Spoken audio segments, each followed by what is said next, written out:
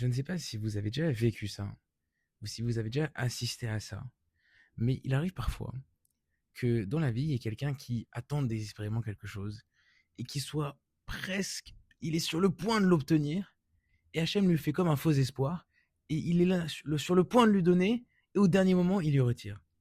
Concrètement, imaginez par exemple un businessman qui travaille depuis des mois et des mois sur un deal, et on est tout proche de la signature, tout a été fait, c'est des mois de travail, des rendez-vous, des avocats, des contrats, et un jour avant la signature, il y a une bourde, il y a une gaffe, il y a quelque chose qui ne va pas, le contrat est annulé.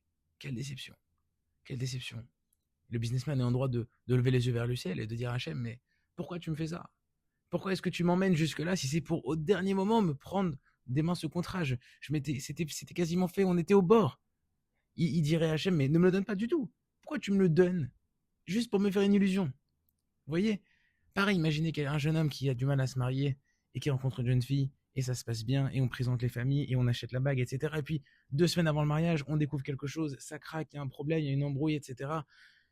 Et tout part en fumée, tout part en vrille. Et le mariage est annulé. Ce jeune se dit Hachem, il dit Hachem, pourquoi tu me fais un faux espoir? Pourquoi tu me donnes quelque chose qui va pas au bout? Autant ne rien me donner. Et effectivement, c'est une question très dérangeante, on comprend pas. Il y a plein de situations comme ça où Hachem est sur le point de nous donner quelque chose et au dernier moment, il nous le retire alors qu'on est sur le point de l'avoir. Et on s'est fait un faux espoir. Et évidemment, c'est une souffrance énorme parce que l'espoir fait vivre, mais en fait, il fait aussi mourir parce que lorsqu'on espère, c'est là qu'on souffre. Donc on comprend pas pourquoi est-ce qu'Hachem fait ça.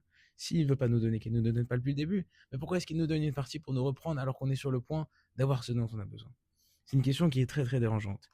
Et je vous propose d'y répondre demain avec une histoire magnifique qui va nous donner la clé de ce comportement d'Hachem. Très belle journée à tous et à demain.